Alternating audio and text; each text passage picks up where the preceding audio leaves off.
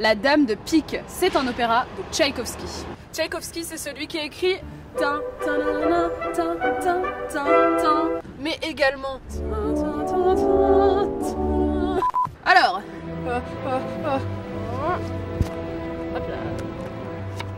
Herman, un jeune ténor, est amoureux d'une soprano. Soprane qui n'est pas la Dame de Pique en question. La Dame de Pique, c'est sa grand-mère. La comtesse, on l'appelle la Dame de Pique parce qu'elle a une technique secrète de jeu de cartes qui l'a fait gagner à tous les coups.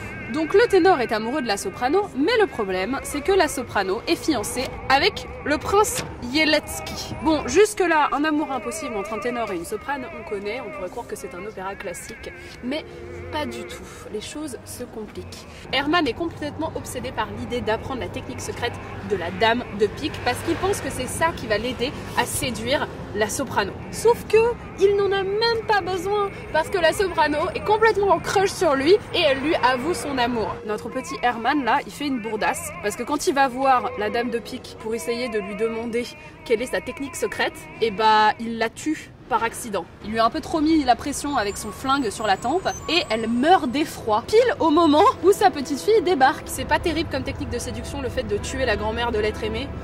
Je ne recommande pas. Et c'est là que l'opéra part complètement en cacahuète. Les deux amoureux se retrouvent au bord du canal pour discuter des événements récents et sur le chemin, Herman tombe nez à nez avec le fantôme de la Dame de Pique qui lui révèle sa technique de jeu de cartes secrète. Herman, il est tout content, il arrive au rendez-vous avec sa chérie, il commence à se faire des petites mamours toutes mignonnes, sauf que d'un coup, il devient complètement zinzin et il décide de la quitter. Il rompt avec elle, sans raison. Il devient zinzin. Elle est tellement dégoûtée qu'elle se jette dans le canal. Elle se suicide.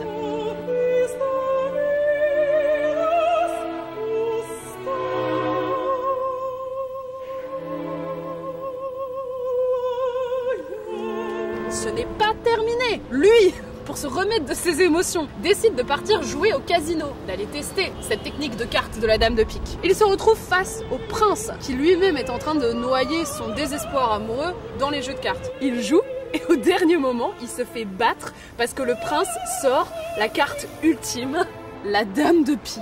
Herman flippe et se dit que c'est un signe. Il décide de se suicider à son tour et se tire une balle dans la tête. Donc tout le monde décède. Les opéras russes, c'est une ambiance, hein, je vous avais prévenu. Mais la règle, c'est que plus l'opéra est zinzin et plus la musique est sublime. Donc si vous êtes à Lyon au mois de mars, je vous conseille vivement d'aller voir la Dame de Pique parce que ça passe à l'opéra de Lyon. Oui. Oh là là, il fait froid. Oh yeah. Non.